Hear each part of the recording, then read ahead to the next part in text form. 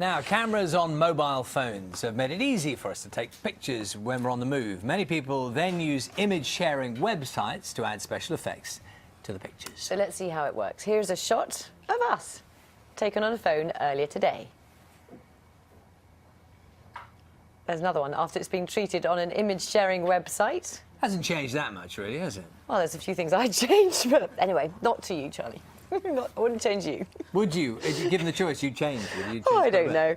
An exhibition of photographs posted to one of these sites, Instagram, has already been held at the National Portrait Gallery. Do the websites create real art, or is it a bit of a cheat? Let's talk about it now with Olivier Laurent from the British Journal of Photography and Kate Bevan, a journalist who specialises in technology and social media. Morning, both. Olivier, first of all, what do you think? Well, Instagram has been very interesting in the sense that it brought photography to a lot more people than in the beginning. Like, it's the smartphones and the fact that you can, from these smartphones, get beautiful images thanks to Instagram, when before it just get like pixelized images, and then the tonality of the images were not that great. Yeah. You take lots of photographs yourselves, but you do use these kind of... I mean, there are different ones. Yeah, there are lots of different ones. They're actually websites. They're filters on the phone that you put on the photograph and then upload it. Yes. I don't. I mean, if I do post-production, I do it on the computer and I do it per photograph. I mean, I agree. There's some really interesting work been done with Instagram, and it makes it... The point, I think, is that they started when cameras on phones were actually not very good, and indeed they were rubbish pictures. Yeah. You know, they were pixelated, the tones were rubbish, the colours were rubbish. They're getting better, and for me, I find Instagram actually makes pictures look all the same, and I think that's rather a shame, actually. Why? Because it puts a wash on it, or...? It's the filters. I think they're kind of...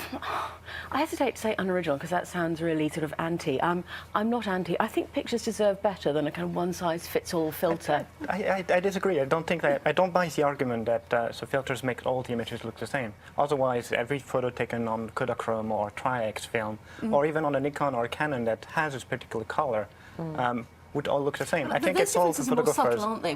These are really quite heavy-handed, some of these filters. I mean, well, Kodachrome is not subtle. Like, the images are, like, the colors are very, very vivid. They are very vivid. But I think that the filters, they're so ubiquitous now that you sort of look at a stream of pictures and you go, I can't tell what that picture is of. I mean, I remember once a friend of mine tweeted a picture and I said, I'm sure it's lovely. Can you post it without the filter so I can see what it looks like? But the nice thing about it's interesting, isn't it? Because as we're looking through, we're watching this sort of little gallery of shots here. And they look very beautiful. And they look very beautiful. That shot, for example. Now, given that you can mess with the pictures and change them, it slightly spoils the point of it. I mean, that might look amazing, but it's not the picture that was taken. Oh, well, that's not the point, is it? Yeah. Is that not the point? No, it's not. I mean, the point of a picture is to have a moment, an image, a good image in its own right, a beautifully framed image. Instagram and any filter can enhance that. But for me, it's got to be part of it's going to sound really sort of naff, a creative process, if you like, a process where you're putting something into it. I think for me, it's the lack of putting something into it. But I think, like, Instagram has allowed that creative process to be democratized, in a sense. Yeah, no, that's before, like, if you wanted to make your image a little bit more beautiful, you had to know about Photoshop, you had to know about computers, and now it's just like a button. And okay, the filters sometimes are a bit too naff, too thin, but the first option you get on Instagram is natural, with no filter. And I find that a lot of people get there, like, where they start with a lot of filters at first and then realize that's a bit too much afterwards. There are, of course, and we will say this again, other applications available with which you can do similar things. But isn't the thing about you know, the mobile phone technology is that we now can record our lives, you know, our children growing up or it's whatever, all about the stream of images in a completely now. different way. Yeah, and I love that. I think that's wonderful. You know, every picture is really important to somebody. I mean, the interesting thing about pictures is they've come from a time when they were incredibly rare and incredibly expensive and incredibly precious, and now you can have one every minute, but every single one's important. Do you think that we look at... I know there are more pictures being taken. Do you think we look at them less?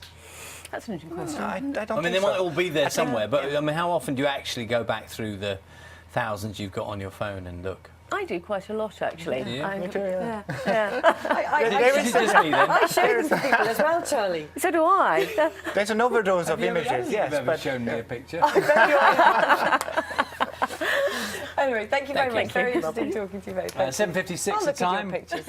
which means it's time now to get the news, travel and weather where you are. See you in a moment.